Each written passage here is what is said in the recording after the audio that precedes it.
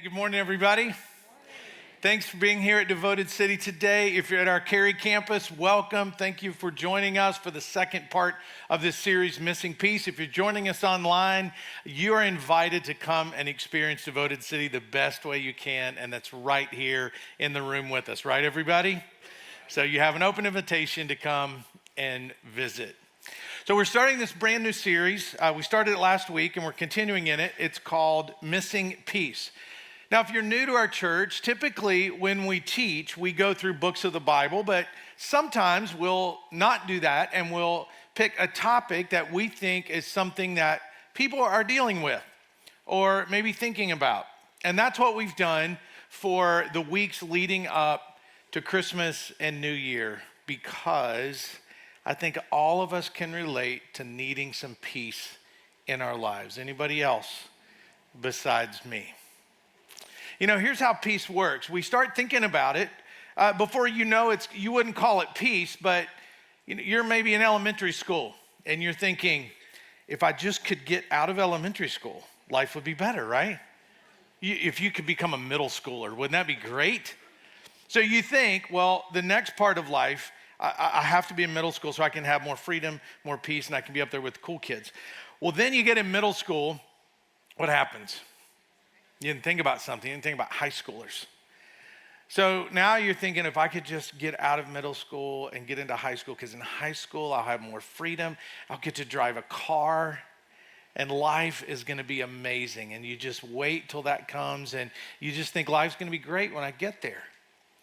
And then you think, well, that wasn't what I thought it was gonna be.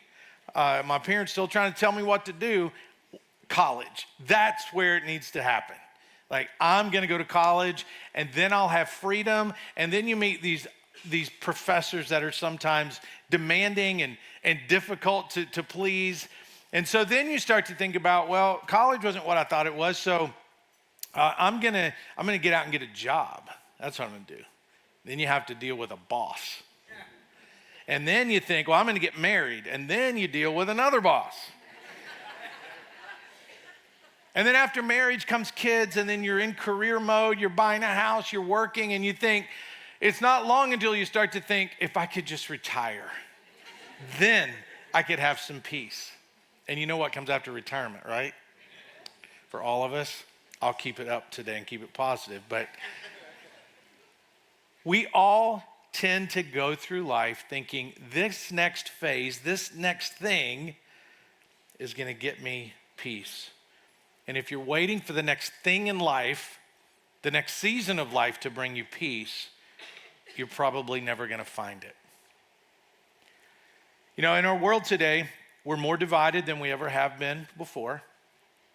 In our lifetimes, we haven't seen the division. It has a lot to do with our always on scrolling through social media, seeing lots of things that we would have a reason to feel anxious about, or feel like, well, we can't have peace because this is going on. And that leads all of us to a place of needing peace, with deeper divides, with tighter schedules, and feeling like we just can't get ahead. So here's the guiding thought for this entire series. When we find the missing piece, we find our missing peace. And here's what that has to do with what we're talking about today. Ask yourself this question: what has authority in your life? Because when something has authority in your life, when you give authority over to something else in your life, it has the potential to control you. So whatever has authority potentially has control over you. And if you're feeling a lack of peace this season, or if you've already started to say, we'll deal with that in the new year, we're not gonna deal with that now, we'll get to late. You're already doing that with your schedule. I am too. I'm just like, put it off. Let's just put it off. Let's keep putting it off. If you're feeling a lack of it, I hope that over the next few weeks, we give you some really practical ways that you can take some notes and think, well, here's some steps and ways that I can experience peace in my life. Because when we implement the principles that Jesus gives us to have peace in our life, we will truly find our missing piece so we can experience true peace. The video you just saw, you heard from Isaiah chapter 9, a familiar verse to many of us that says this: "For to us a child is born, to us a son is given, and the government will be on his shoulders, and he will be called Wonderful Counselor, Mighty God, Everlasting Father, Prince of Peace." Now that's a prophecy that was given 700 years before the birth of Christ. It was given at a time when the nation of Israel, they were in trouble, partly because of their own actions, things they got themselves into, but they were also being persecuted from the outside. And this prophecy comes that is revealing to them how they can have a relationship with God through this coming Messiah. It would be 700 years before Jesus was born, but they get this snapshot of what it's going to be like. That there's going to be a birth of a child, and he is going to be several things to them. He's going to be a wonderful counselor. And that just means that he's going to bring guidance and wisdom and comfort. And he's that for us too. What Jesus does for each of us who have confessed him and followed him, he gives us the strength to navigate the difficult things in life. Difficult times, challenges come for all of us. And it's through a relationship with Christ. He doesn't exempt us from things happening to us or in our lives, but he gives us the wisdom and the counsel to navigate those difficult times in life. He is a wonderful counselor. He's also a mighty God. His strength is available to all of us through Christ. I mean, where else can we get a relationship that promises us, hey, I'm going to fight for you. You will have all the strength that I have. You will be able to endure anything you're going through. I'll be your mighty God. And that was a promise. He was also promised to be our everlasting Father. Now, if you grew up with a strong relationship with your dad, you know who to call when you're having a hard time. You know who to call when life's not working out well. I mean, how many of us would call? I can't call my dad anymore, but I used to. And if you grew up having a strong relationship with your dad, you would think, I'm in trouble, I need to call dad. And hopefully you grew up with someone in your life, a father figure that could always help you. In the small things and the big things. Just this week, our youngest called, Dad, something's wrong with my car. She's at school, 75 miles away. Well, what's wrong with it? Well, there's no antifreeze. Well, put some antifreeze in it. Go get some antifreeze and put it in there. And she did. Didn't work. Had to have it towed home. But why did she call me? Because there was a high likelihood that I was going to fix it. And there's a 100% chance that she knew that I would pay for whatever it took to fix it. So when something breaks down in life, we need an everlasting relationship we can lean on. If everybody else betrays us, denies us, and deserts us, an everlasting Father will always be there. That's the promise that was given hundreds of years before Jesus was born. Everlasting Father. And you know what an everlasting father does? He loves their kids no matter what they do. Kids can be really hard to love sometimes. Anybody? I mean, if you got some, you know, they're here with you. I know you don't want to say that, but they can be difficult at times. They make really boneheaded decisions sometimes. They have bad attitudes sometimes. They hurt your feelings sometimes. They anger you sometimes, but you're always there for them. We do the same thing with God. You could have been following Jesus your whole life, and there are times that you walk away from him, and he doesn't just say, get on out of here. It's not how he treats us. He loves us anyway. He restores us, and he welcomes us back. That's what an everlasting Father does. In fact, I was just telling someone this week, they were asking my advice about a strained relationship, and I said, people need the most love when they've done the most wrong. And so if they've angered you or hurt your feelings or betrayed you, it doesn't mean you put yourself back in an abusive situation, but that's when people need the most love, when they've done the most wrong, because that's what God does for us. And then Jesus is called the Prince of Peace. If you read that phrase in Hebrew, what it means literally is Jesus is the one in charge of peace.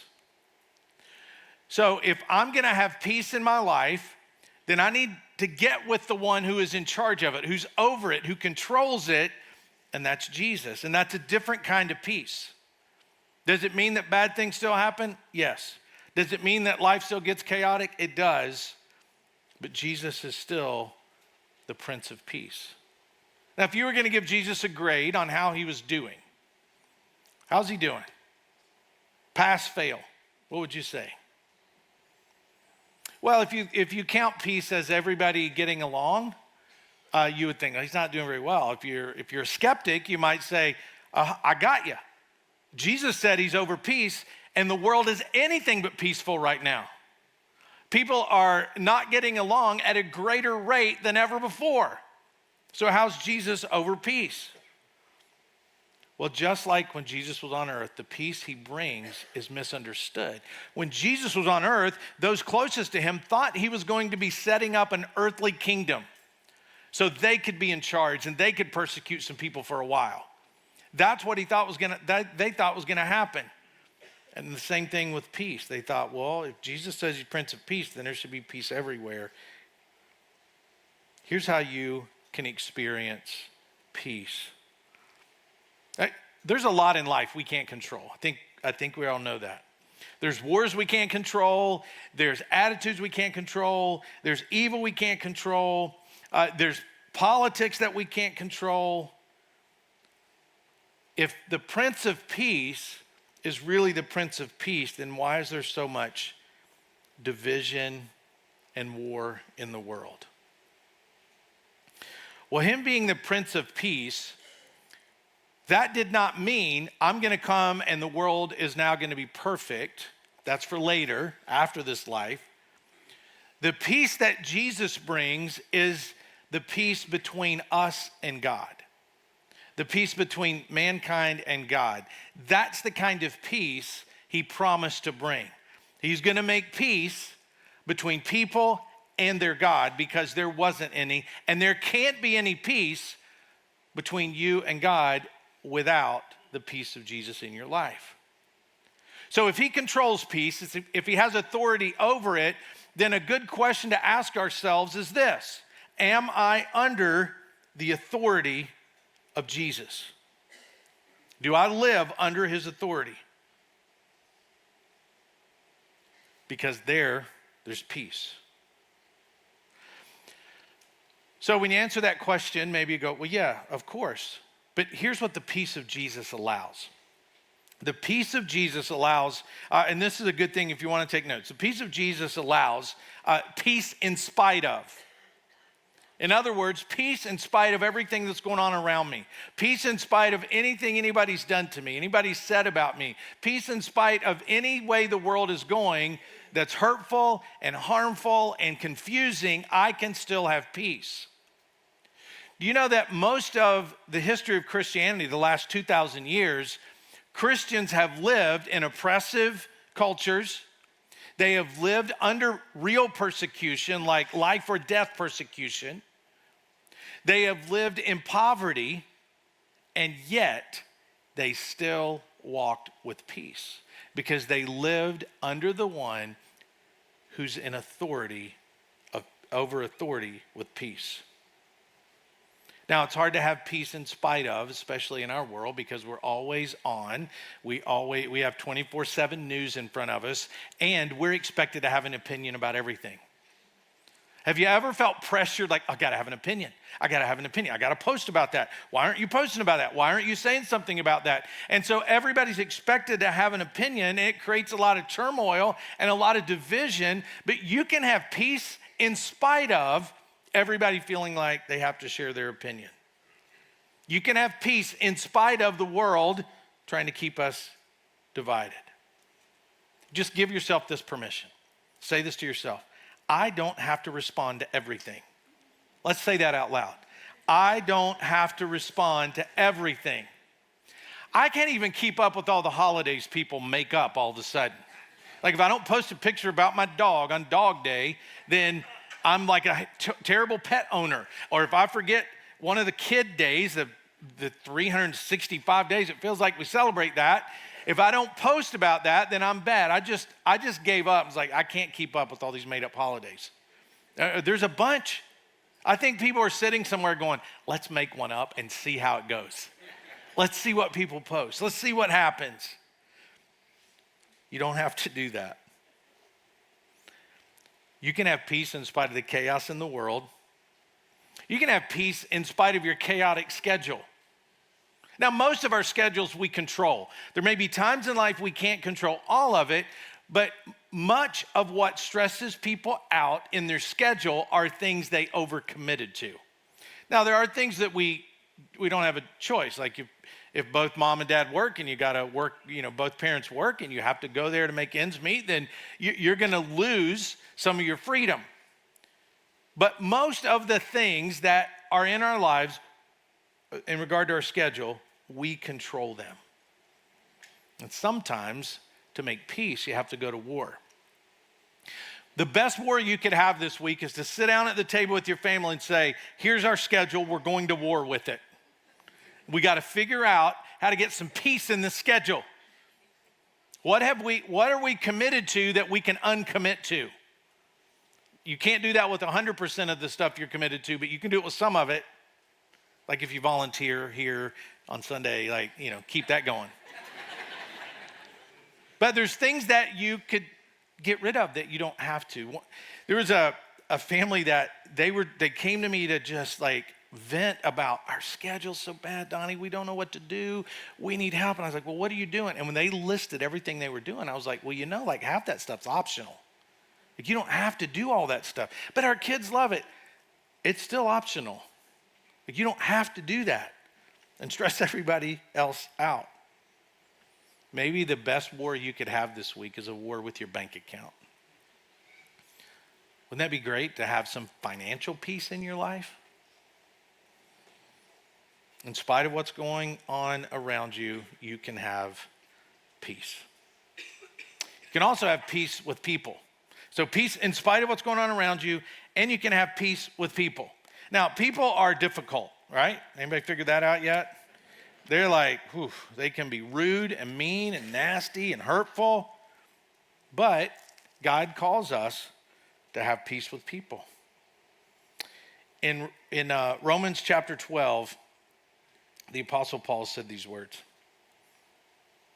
beginning in verse 14. Bless those who persecute you, bless and do not curse. Rejoice with those who rejoice, mourn with those who mourn, live in harmony with one another. Do not be proud, but be willing to associate with people of low position. Do not be conceited.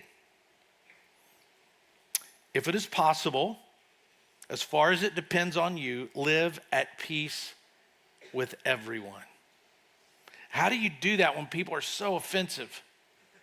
When people can just say the most hurtful things? I guarantee something's going to happen today that will offend you. Hopefully not in the next 10 minutes. But something will happen that will offend you.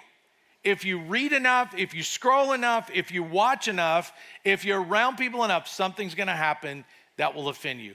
Being offended is inevitable. It's going to happen. Living offended is optional. So there's a lot of people that they'll offend you, but you don't have to live that way. You don't have to give somebody the control to make you live offended. Offended people who live that way tend to be also offenders. And it makes you bitter.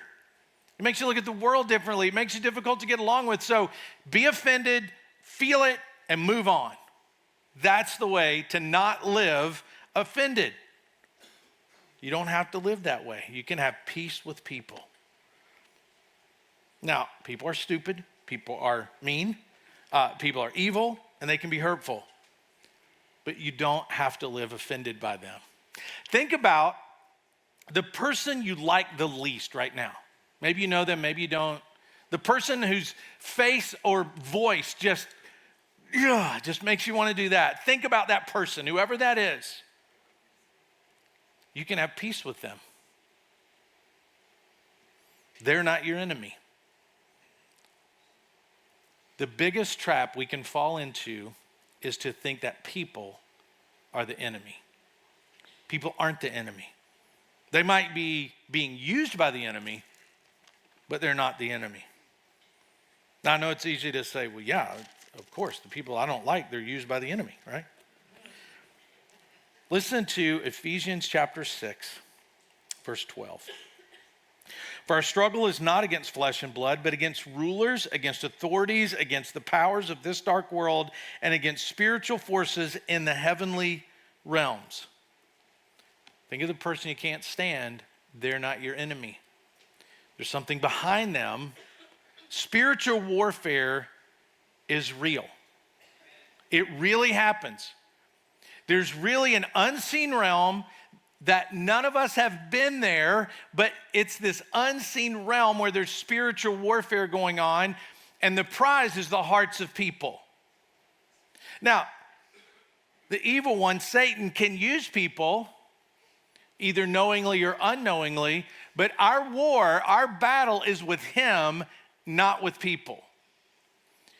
And the sooner we can realize that, we can usher more peace into our life when I realize you are not my enemy.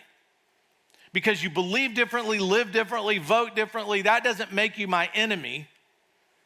Satan himself is the one that's after the hearts of people. Yes, there are evil people, and Satan uses them to do evil things. But why do you think Jesus said, pray for your enemies? He never told us to pray for Satan. He told us to pray for our enemies. And if you can't pray for your enemy, the spiritual problem is in your heart. We can also have peace with God. If we want to have peace, under the authority of Jesus, we can have peace in spite of, we can have peace with people, and we can have peace with God. The Apostle Paul told the church in Rome in chapter 5, verse 1, therefore, since we've been justified through faith, we have peace with God through our Lord Jesus Christ. So being at peace with God means I have peace with Jesus, who is the Prince of Peace, and he makes peace between me and God. So peace is found when I bring myself under the authority of Christ in my life. So what parts of your life are you not willing to bring under the authority of Christ? That's not a popular thing to say today because everybody feels like they're their own authority. That's part of why our culture is in the mess that it's in, is because nobody wants to submit to authority outside of themselves. If Jesus is the one over peace, if he's the one who controls it, the wise place to be is under his authority in all areas of my life. That means my marriage is under the authority of Christ. And when my marriage is under the authority of Christ, it doesn't mean that it's going to be perfect, but I'm going to have ways to deal with the conflicts that could come up. When I put my desires under the authority of Christ, I can either run towards them or ask Christ to help me deal with them. So under the authority of Christ is where we can find peace and nowhere else. So until the entire world is under the authority of Christ, we're not going to see peace out there. But we can have peace right here, and we can have peace right here if we live under the authority of Christ. So the question to ask ourselves is, look at all the lack of peace in your life, and it's probably from areas of your life you have not surrendered to the authority of Christ. That's why I love experiencing people getting baptized. People saying, I've confessed Jesus as Lord, and you just saw those two ladies baptized today, and what that meant was they are now living under the authority of Christ in every area of their life. And you can have that too. So I just want to end today praying for you to have the strength to bring everything in your life under the authority of Christ. Think about the sin that people deal with in the world. It doesn't mean that all the desires go away, but here's what it means. When I'm under the authority of Christ, I have a way to combat the sin that's in my life, and it'll go away. The activity can go away in my life when I'm under the authority of Jesus. So at a time when it's not popular to be under the authority of anything but yourself, we can say, I'm under the authority of Christ in my life, and he controls peace, and that's why I have it in spite of what's going on around me. That's why I have it with people with whom I might disagree and not like very much. That's why I have it with God, because I live my life under his authority. So let me pray for all of us. God, I ask today that you help every person in this room, every person watching, experience the peace that you can bring. God, in spite of what's going on around us, help us have peace. God, help us have peace with people, and help us bring ourselves under the authority of Christ so we can have peace with you. God, be with each person in this room that's even right now struggling and wrestling within themselves, giving you authority in their life. Give them the strength to do that. And I pray this in Jesus' name. Amen.